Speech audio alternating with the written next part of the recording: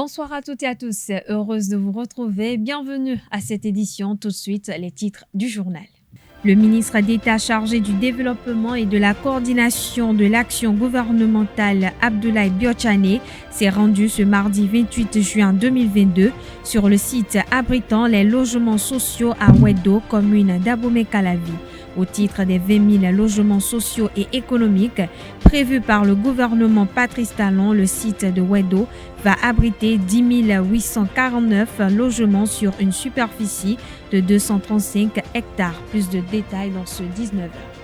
L'autorité de régulation des marchés publics, à travers une décision, a exclu de la commande publique la personne responsable des marchés publics et le chef cellule de contrôle des marchés publics de la mairie de Bembereke. Plus de précisions dans ce journal.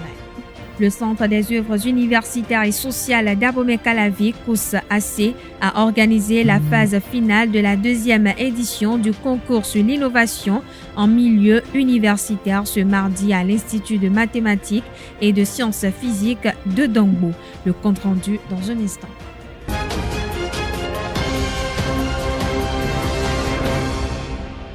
De nouveau, bonsoir. Merci de nous préférer pour vous informer. La session hebdomadaire du Conseil des ministres de ce mercredi 29 juin 2022 ne s'est pas tenue. Les raisons de la non-tenue de cette session hebdomadaire est due au fait que le président de la République, Patrice Talon, effectue sa deuxième tournée européenne. Pour rappel, la première remonte à décembre 2016, quelques mois après son élection à la tête du Bénin. Le ministre d'État chargé du développement et de la coordination de l'action gouvernementale, Abdoulaye Biotchane, s'est rendu ce mardi 28 juin 2022 sur le site abritant les logements sociaux à Wedo, commune d'Abomey-Calavi.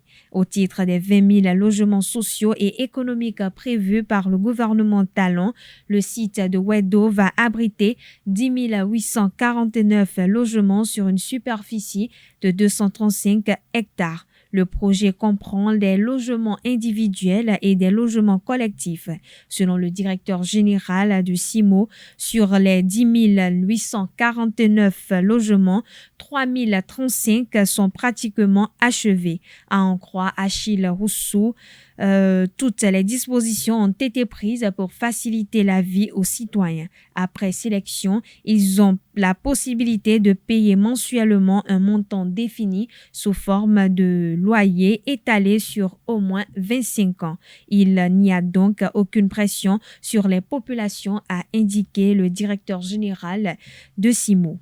La société Maersk Bénin SA est condamnée à payer à la société Bénin Trans Import Sarl la somme de 10 millions de francs CFA à titre de dommages-intérêts pour toute cause de préjudice selon un jugement rendu en premier ressort le 17 juin 2022 par le tribunal de commerce de Cotonou.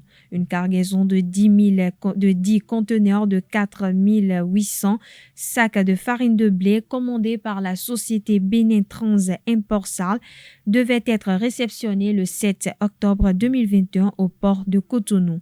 Mais en raison de la mention en transit inscrite par erreur sur la cargaison, la marchandise ne sera débarquée que le 8 décembre 2021 et après une réclamation auprès du transporteur maritime et consignataire Maersk Bénin SA. La société Bénin Trans Import Sarl accuse la société Maersk Bénin d'être responsable d'une mauvaise exécution du contrat de transport ayant causé un grave retard de 2 mois dans la délivrance de la cargaison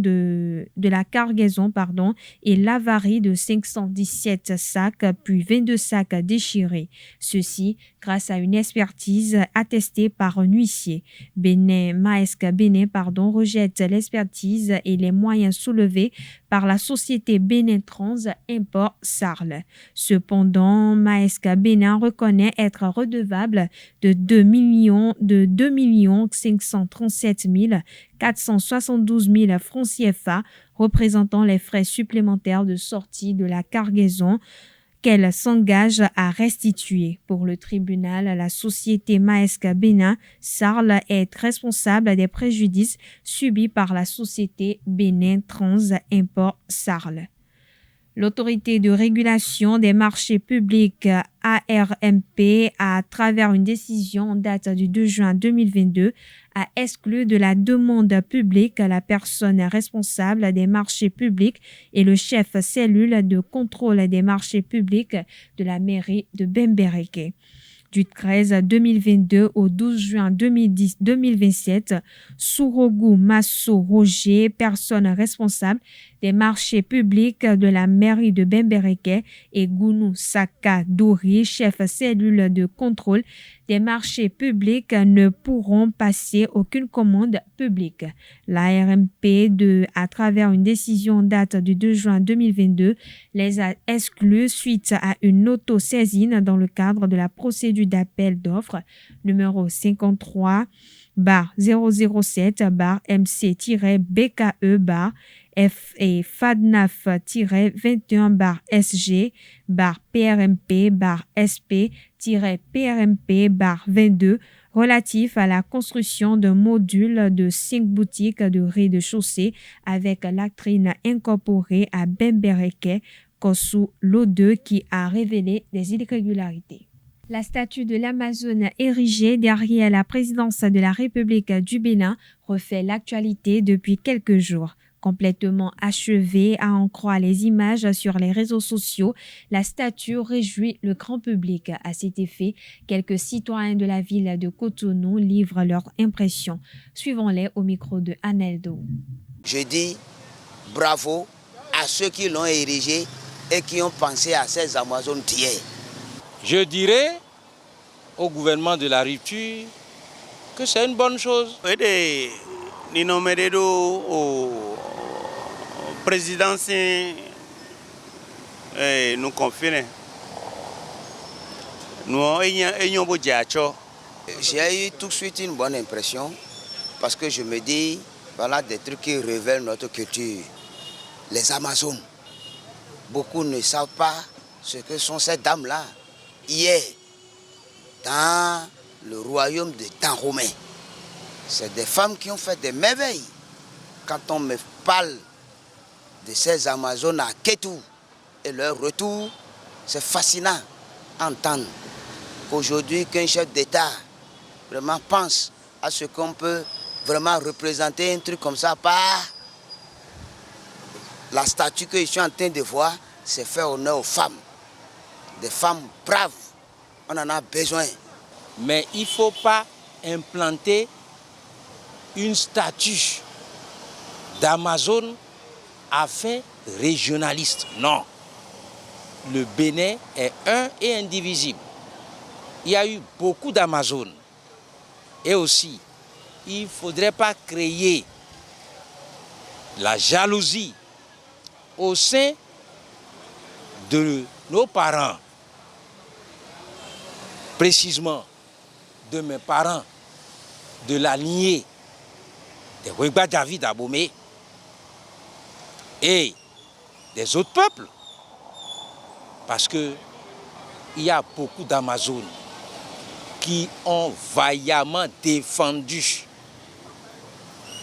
le royaume d'Abomey, sous Guézo, précisément. Qui est cette personnalité? Qui est cette dame? Mais jusqu'à présent, monsieur le journaliste, moi qui suis devant vous, je n'ai pas grand-chose à vous dire. Donc la statue est bien érigée et ce que je vais demander aux autorités, d'abord en ce qui concerne cette statue, c'est d'abord de nous expliquer l'histoire de cette statue.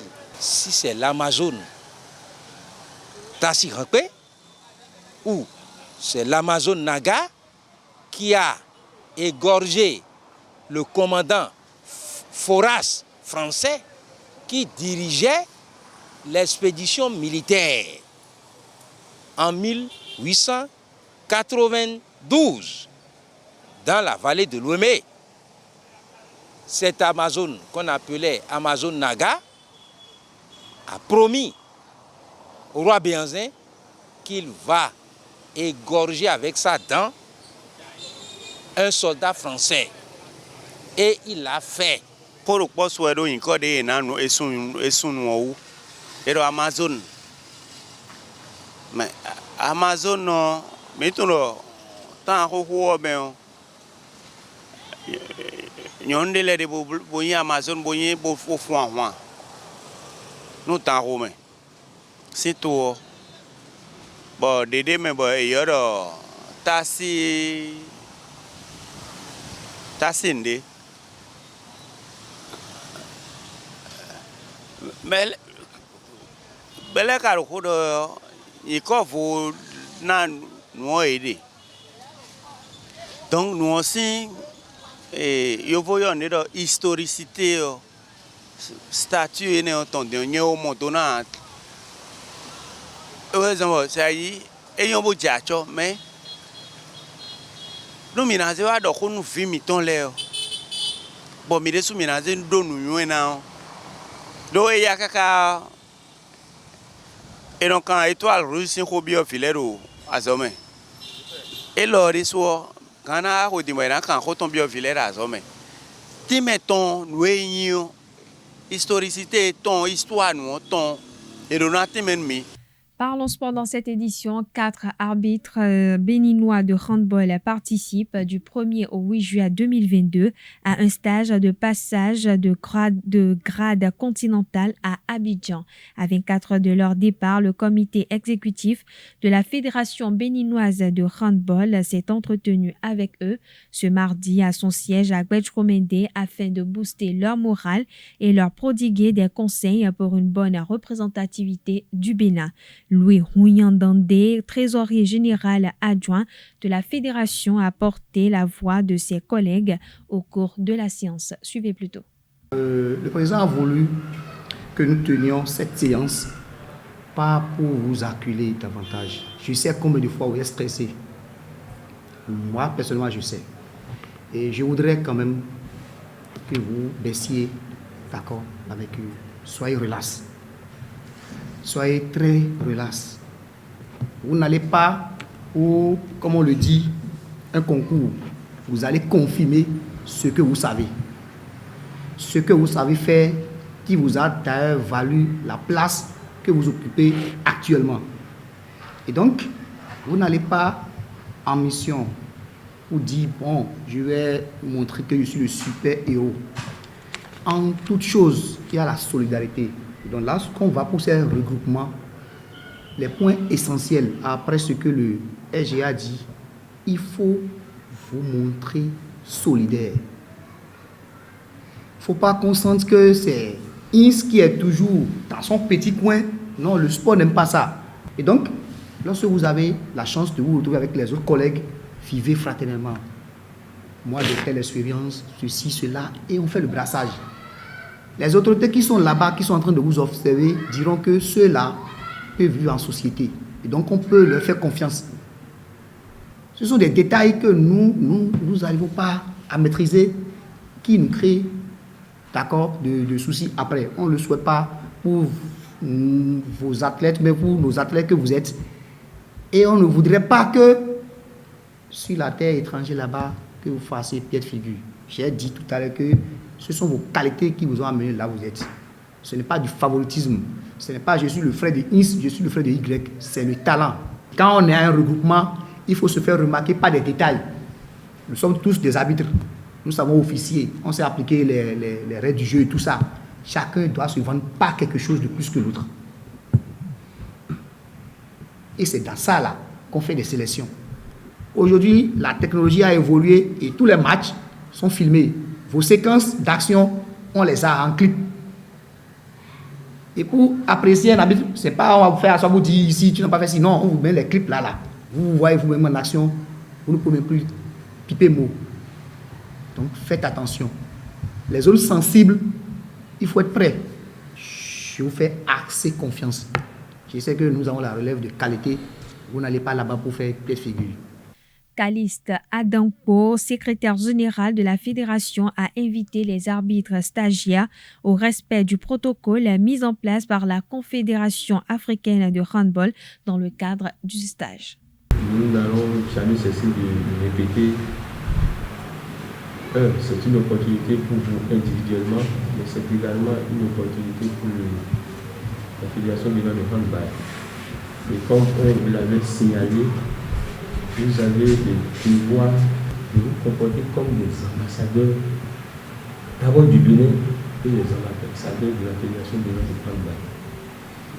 En toute chose, quelle que soit votre qualité, vos compétences, vos aptitudes, si vous n'avez pas la discipline qu'il faut, le respect de l'hiérarchie, le respect même des collègues, le respect des protocoles qui sont mis en place pour vous gérer, vous allez passer à côté.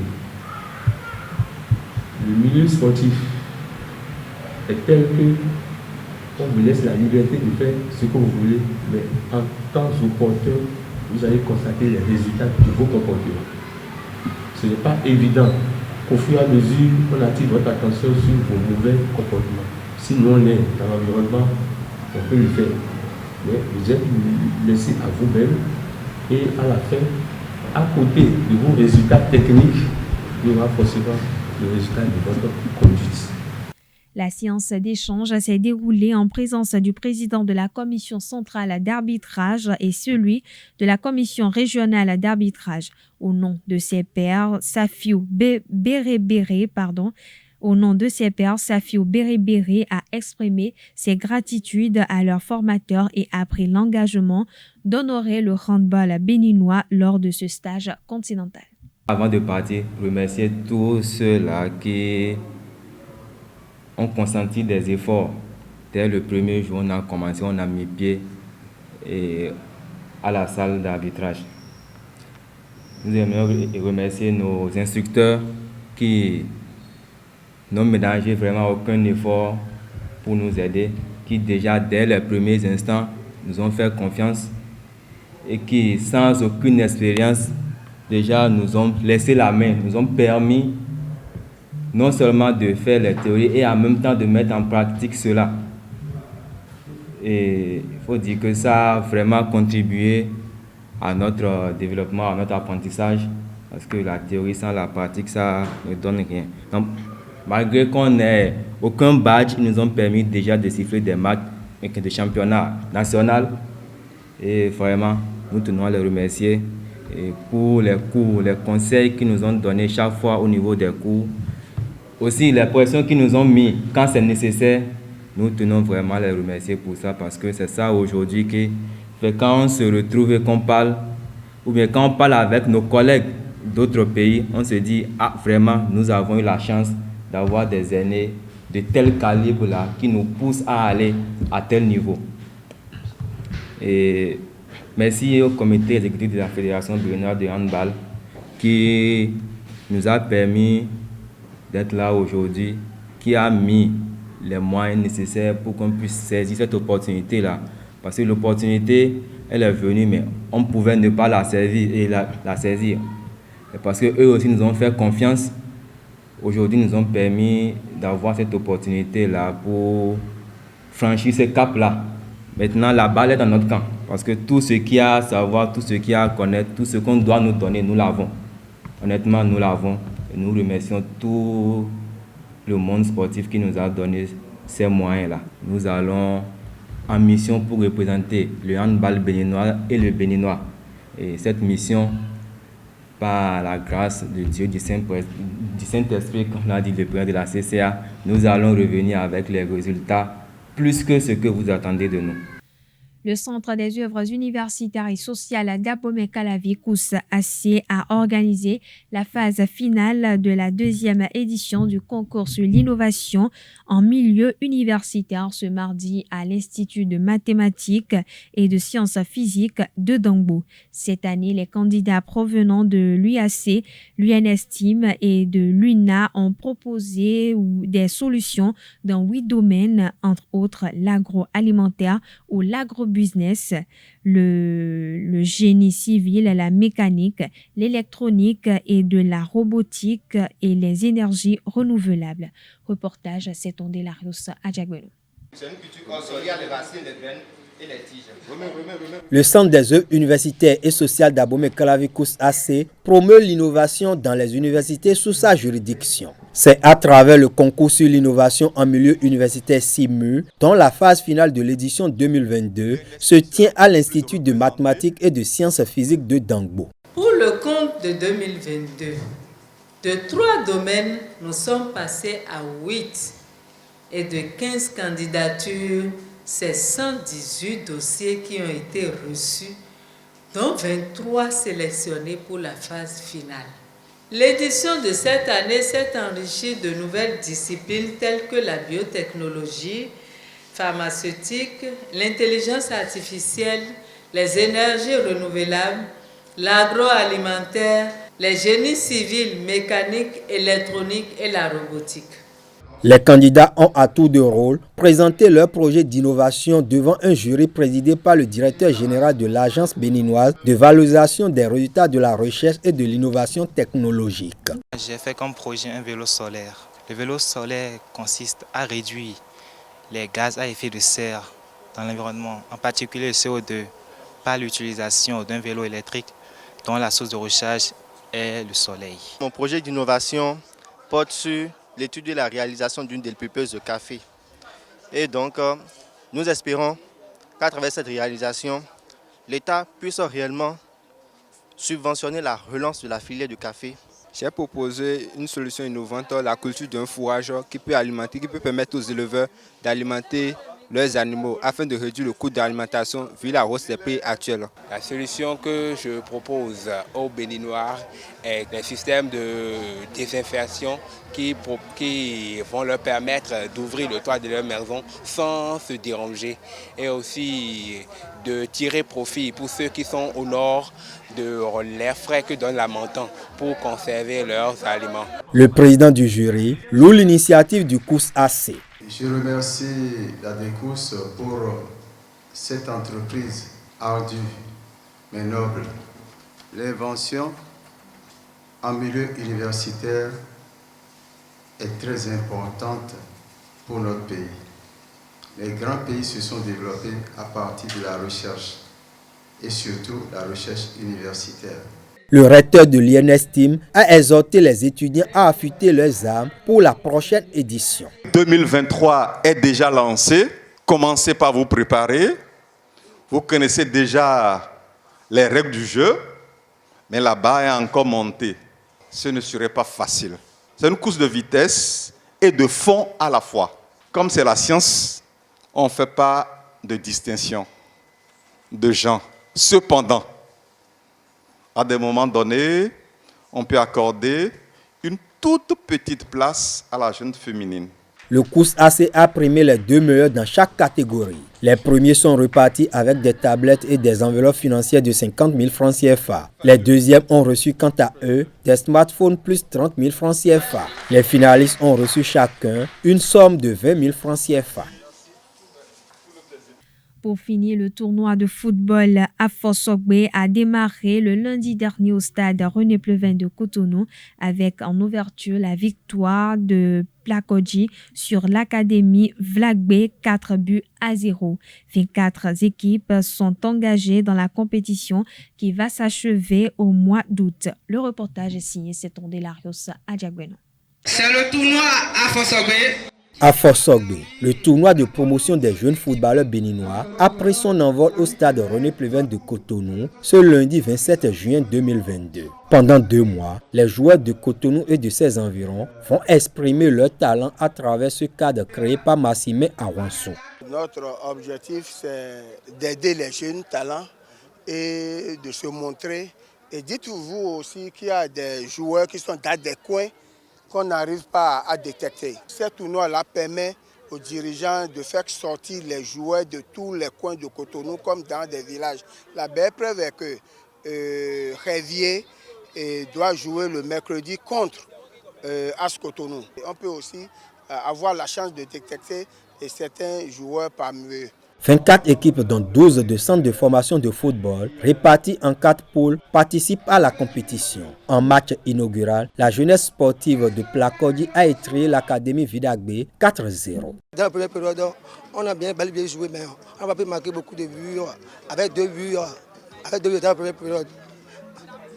Mais dans la deuxième période, j'ai fait deux changements, et puis j'ai marqué 2 buts restants, et ça fait 4-0.